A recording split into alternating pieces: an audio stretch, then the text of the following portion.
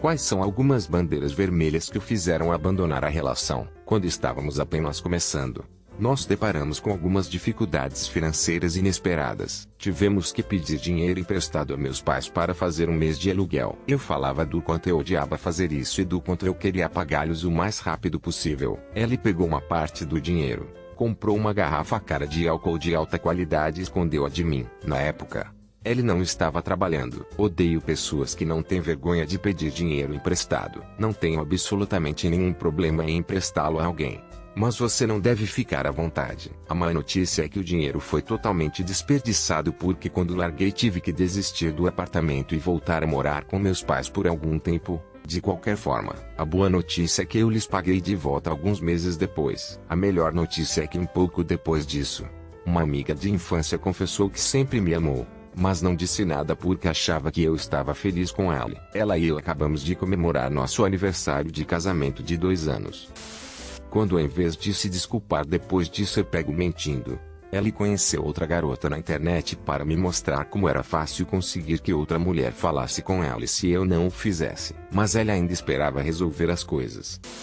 Uma amiga me sentou um dia e me disse que ela estava fumando maconha com ela. Ela era traficante na época, e lhe disse o quanto ela o queria, basicamente implorando-lhe para ter relações sexuais. Ela recusou todas as vezes, mas admitiu que queria estar com ela e não achou que eu merecia ser enganado. Ela deixou claro que estava interessado, mas também que não se meteria entre nós. Então foi minha decisão como as coisas correram. Ela negou, mas eu a deixei pouco depois e ela começou a sair com ela e talvez uma semana depois. Ela era meio malvado na maioria das vezes, mas eu sempre gostei dele me avisando em vez de deixá-la trair e eu não ser mais sábio.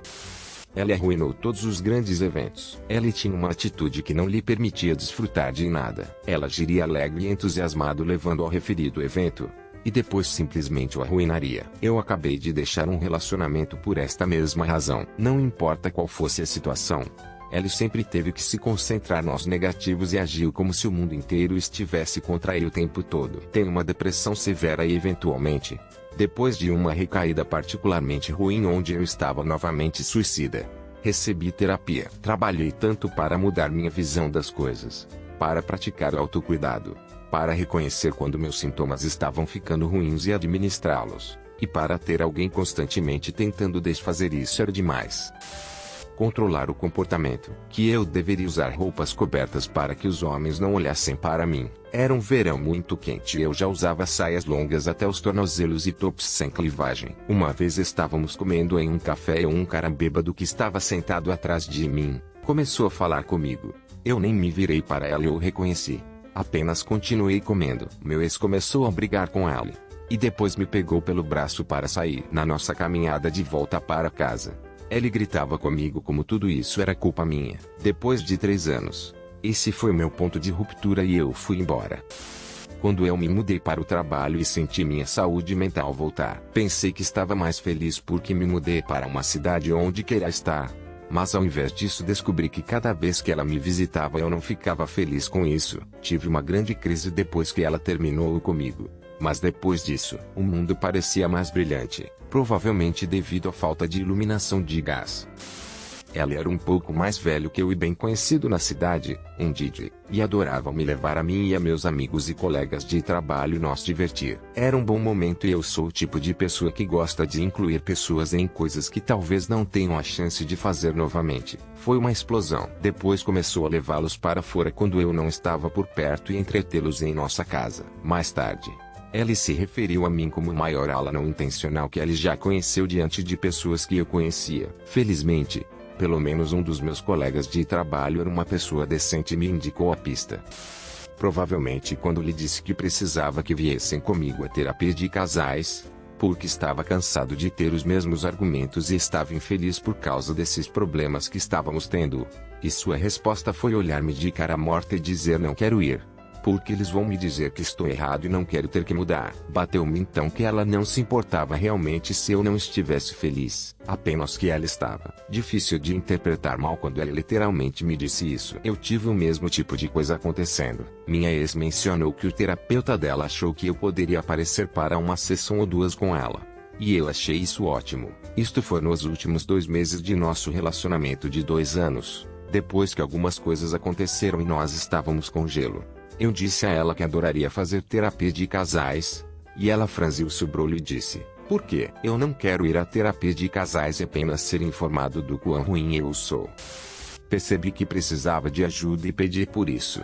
Fui diagnosticado com depressão e recomendado a ficar em uma clínica porque eu estava realmente à beira do suicídio. Liguei para ela, expliquei a situação e contei sobre a clínica. Sua resposta foi isso e o que estarei fazendo enquanto você estiver lá. Notei que ela não era minha parceira naquele momento. Meu ex-marido ficava mal-humorado quando meus planos mudavam ou quando eu voltava mais cedo de uma viagem. Eu o ignorava, mas algo não estava certo. Eventualmente ela começou a me tratar como se eu estivesse de alguma forma no seu caminho, ainda alegando que ela tinha sido fiel. Eu o deixei. Muitos anos depois ela admitiu constante infidelidade. Não foi um choque. Às vezes você sabe, mesmo que você não saiba. Eu terminei com uma mulher logo depois que ela me disse que odiava surpresas e que eu nunca deveria surpreendê-la. Na época, estávamos em um relacionamento de longa distância. Isso foi bastante revelador. Também nos 6 meses que namorei com ela, quando ela me falava de seu dia e de sua vida, ela nunca, nenhuma única vez, interagiu com um único homem heterossexual. De acordo com suas histórias, era sempre sua amiga gay ou sua amiga casada. Eu realmente prestava atenção. Não foi uma vez que ela alguma vez me disse que interagia com um homem solteiro. Era estranho. Ela claramente estava deixando isso de fora, e eu me perguntava por quê. Fiquei doente de barriga para baixo e assim que terminei com ela, tudo isso foi embora. Eu sabia então que era a decisão certa. Sabia anos mais tarde que era a coisa certa a fazer porque acabei me tornando amigo dela. Um dia ela estava na cidade e eu liguei para o telefone dela porque ela não conseguia encontrá-lo. Ela pegou e eu vi que o nome do meu contato era o amigo gay de quem ela sempre falava. Ela sempre dizia que ia de carro para visitá-lo em Vegas. Era como uma viagem de 40 horas de carro e ela fazia isso rotineiramente. Eu sabia então que ela era tão cheia de merda. Não importava naquele momento, mas era o momento que solidificava que eu tinha me esquivado de uma bala. Descobrir que eu estava involuntariamente em uma relação de 3 maneiras, como o componente apoio emocional do segundo homem para o componente físico do primeiro homem da maneira mais difícil. Com ela era muita conversa, carícias, encontros e luz brincalhona sobre as roupas que se tocavam. Mas nunca mais do que isso. Respeitei seus limites o suficiente para nunca questionar a questão, apenas achei que ela precisava de uma conexão mais profunda primeiro. E não me importo de esperar o tempo que meu parceiro precisar. As coisas continuaram e eventualmente, 6 meses depois, ela escorregou e mencionou o homem que ela me disse que era seu ex estava vindo depois que eu saí. Ela percebeu que escorregou e eu a peguei quando questionei sobre isso. E assim confessou que ela tinha feito isso regularmente durante todo o nosso relacionamento. Mas não se preocupar porque não era por nada emocional. Na maioria das vezes apenas por ficar bêbado e ter relações sexuais com animais selvagens e primariamente satisfatórias. Sendo um grande fã dessas duas coisas, eu não apreciava o engano para dizer o mínimo. De repente ela começou um novo hobby caro: o ciclocross. Depois ficou brava comigo por ter aparecido em seu encontro ou corrida ou o que quer que fosse para apoiá-la. Ela não estava feliz por ter que me apresentar a todo esse novo grupo de 10 amigos. Sua equipe de ciclocross que ela estava de repente tinha um uniforme para tudo e mais alguma coisa. Algumas semanas depois nós nos separamos. Imediatamente ela se muda. Uma manhã passei de carro por sua nova casa. Eu nem sabia onde era TBH, mas ainda morávamos na mesma cidade, e reconheci seu cachorro. Luiz, que o cara com ela na frente logo pela manhã está usando o uniforme de ciclocross idiota. Suspeito que ela tinha começado a relação antes de terminar comigo, mas não se deu ao trabalho de confirmar. O médico me ligou 2 semanas depois de ter tido meu filho para me dizer que o pai do meu filho me tinha dado clamídia durante minha gravidez. Eu tinha feito um teste completo de tudo no final do meu primeiro trimestre e deu negativo para qualquer doença sexualmente transmissível. Meu parto durou cerca de 42 horas depois que minhas águas se romperam, resultando em uma cesárea de emergência. Eu tinha sido mantido por mais 2 a 3 dias porque eu não conseguia agitar a febre de algum tipo de infecção que eles não eram capazes de identificar na época. Nós a mantivemos até que nosso filho ficou um pouco menos de 1 ano, simplesmente porque estávamos na nova rotina dos pais juntos até chegarmos a um ponto em que podíamos cuidar de nós mesmos como indivíduos. Aquele telefonema matou qualquer amor romântico que eu tivesse tido por ela. Passei pela experiência mais traumática de minha vida. Gravidez incluída no parto porque fudia 2/3 dos trimestres, e ela não conseguia respeitar nosso compromisso um com o outro. Eu estava lidando com emotions durante esse primeiro ano. Mais ou menos. Depois do nascimento do meu pequenino, Doc, quantos parceiros sexuais você já teve desde 6 meses antes? Eu segurando meu recém-nascido.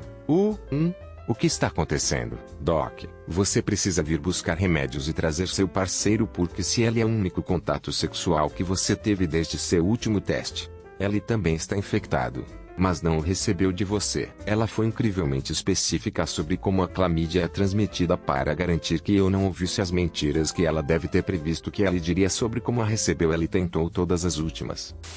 Ela estava perseguindo ativamente outro cara que ela tinha em caso há alguns anos atrás porque ele havia se tornado solteiro recentemente e ela teve um tiro no rebote. O que é legal. Você faz você, meio predatório. Mas o que é ser? Mas mentir na minha cara e dizer que você não está interessado é uma falha fatal na comunicação. Mesmo que não tenha se desenvolvido. Esse tipo de comportamento quase nunca é um incidente isolado. Por isso eu gosto. No apartamento do meu namorado universitário. Eu estava fazendo meus trabalhos de casa de cálculo. E ela estava trabalhando para fazer uma defesa para um orador. No meio de um problema bastante complicado. Ela ligou da outra sala pedindo que eu lhe entregasse uma chave inglesa. Eu liguei de volta em 1 minuto. A próxima coisa que ouço é o alto-falante sendo chutado na minha direção. Olhei para ela e ela disse, você tem sorte de não ter sido você.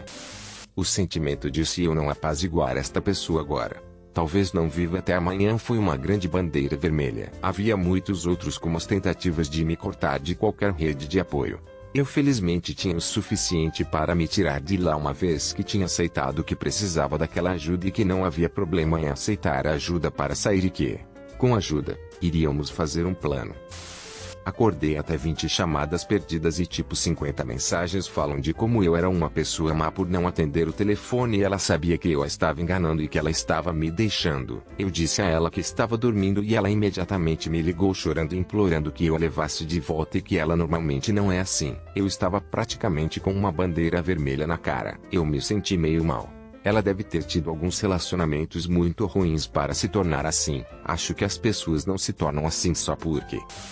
Ele era incrivelmente inseguro, ciumento e paranoico. Ele ficava extremamente irritado comigo por olhar acidentalmente para outro homem, geralmente apenas zonando quando alguém estava na minha frente, alegando que eu estava fazendo isso para chamar sua atenção ou deliberadamente envergonhá-lo. Ele também me acusava continuamente de falar com um monte de homens diferentes que eu nunca tive. E mais, o pior de tudo isso era que quanto mais eu tentava argumentar com ele, ou até mesmo dar-lhe provas, mais ela desconfiava de mim e mais firmemente ela acreditava nessas ilusões. Eu realmente o amava e sabia que ela estava realmente lutando com sua saúde mental. Mas ela não conseguia ajuda e na última vez que ela tentou fazer acusações contra mim eu sabia que não podia me deixar continuar passando pelo abuso emocional. Quando começamos a namorar, eu tentei flertar brincalhona com ela e ela me disse que não gostava e me disse porque ela tem alguns traumas e não gosta de flertar ou conversas inapropriadas. Descobri mais tarde que ela tem flertado com vários caras nas minhas costas. E eles foram muito explícitos. Perguntei a ela porque ela disse que tinha medo de parecer uma vadia para mim, mas que de alguma forma se sentia confortável em parecer uma vadia para todos os outros porque eles não importavam para ela. Se eles o tratam de maneira diferente quando se trata apenas de vocês dois contra quando se está perto de outras pessoas. Claro que há algumas pequenas coisas que fazemos ao redor de nossos parceiros. Então agimos um pouco diferente em particular, mas se for uma mudança importante na personalidade, deixe a relação o mais rápido possível. A curiosidade pode compeli-lo a ficar e é irritante receber tratamento quente e frio. Basta sair e não se incomodar. Um dia, conheci sua irmã gêmea. A gêmea dela me disse que a que eu estava namorando era gêmea má. Na verdade, ambas eram muito más. Isso foi nos meus tempos de faculdade. Aparentemente, a garota com quem eu namorava entrou em nosso programa de engenharia só para encontrar um marido. Ela era inteligente, mas não queria ter que trabalhar para viver. Então ela queria um cara que tivesse alto potencial de carreira. Portanto, engenheiros. Para trancar isso, de acordo com sua irmã gêmea, Sua estratégia era tentar engravidar. Ela ia fazer os velhos buracos no preservativo. Ou simplesmente pedir ao rapaz para não usar preservativos. Nunca nos envolvemos intimamente. Porque eu estava tentando decidir entre ela e outra garota que eu estava interessada. Eu fui com a outra garota. E ela e eu ficamos juntos por 3 anos. Mas aquela outra garota acabou me traindo e me machucando duramente. Essa é uma história para outra época. Uma coisa a acrescentar à história da irmã gêmea. Estas gêmeas começaram um diário aos 7 anos de idade sobre como matar pessoas. Sério. Coisas como prender uma maçaneta a uma tomada de lâmpada. E descobri que a outra irmã gêmea, aquela em que eu não estava interessada, era responsável por muito do arquivo de métodos de como cometer suicídio, que flutuava na NetNews da Usenet por um tempo, cerca de 1991. Se alguém se lembra dela, ela passou a se chamar Psycho que tem. Ambas as meninas tinham grandes sorrisos e pareciam inocentes o suficiente. Apenas um aviso para o resto de vocês lá fora.